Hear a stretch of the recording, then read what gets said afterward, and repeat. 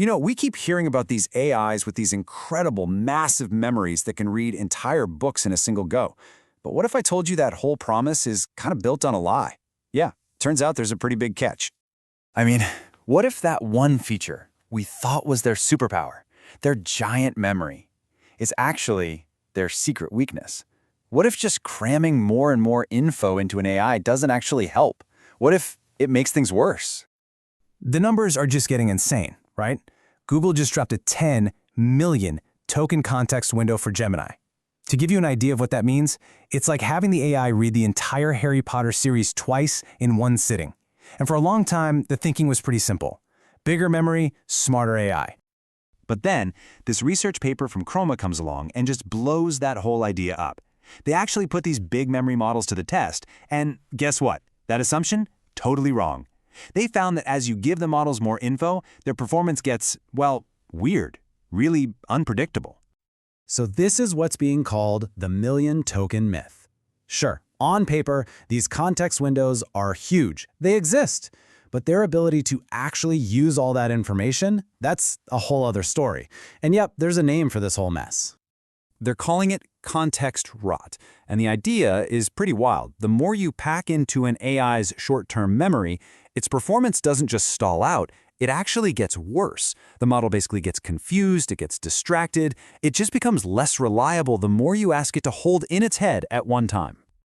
Here's a good way to think about it. Imagine you're reading some epic 1,000-page novel. The first few chapters, you've got them down, no problem. But by the time you're on page 900 trying to remember the main character's cousin's name from chapter 1, good luck. That's pretty much what's happening inside these AIs.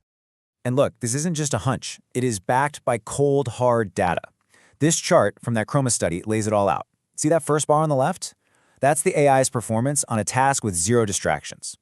Now look what happens when you add just one distracting fact into the mix. Performance tanks. Add 4? It gets even worse.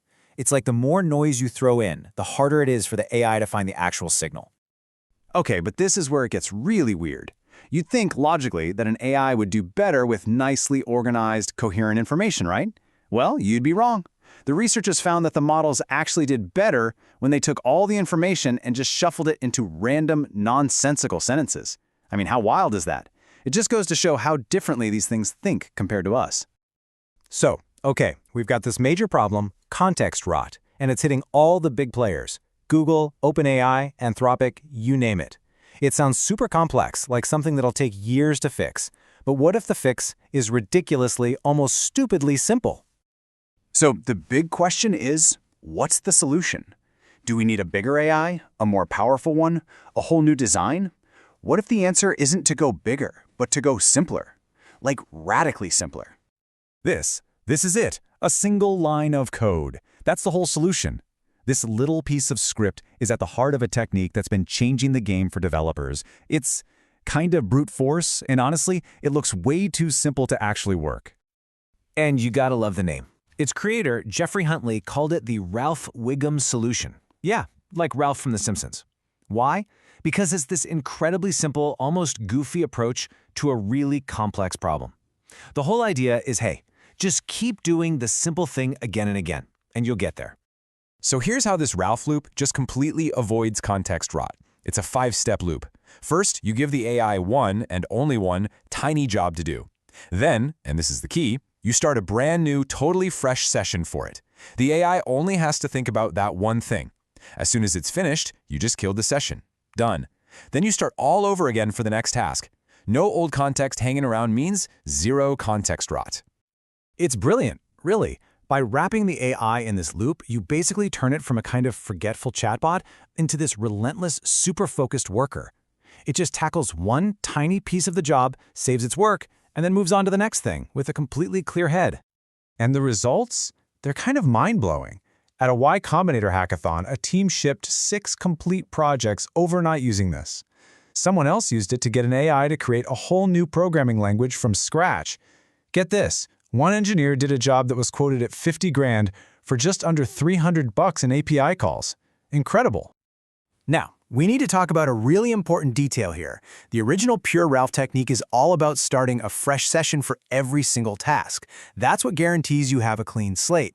But, people have adapted it. Some tools run the loop inside the same session. It's easier, sure, but it kind of defeats the purpose, right? You risk building that context back up and ending up with context rot all over again. And of course, the open source community just took this idea and ran with it. You've got these really cool projects building on the basic loop.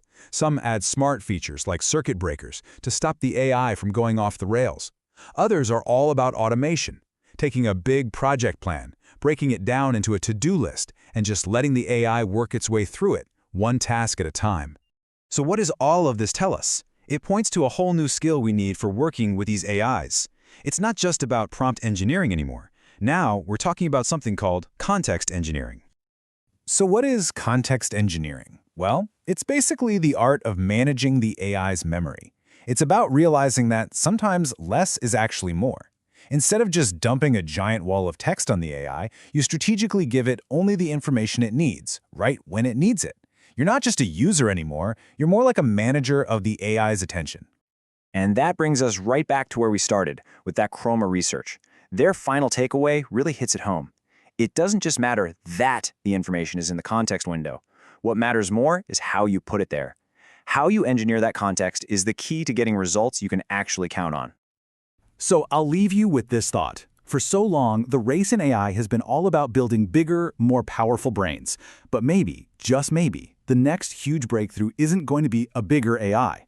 Maybe it'll be finding smarter ways to manage the memory of the ones we've already got.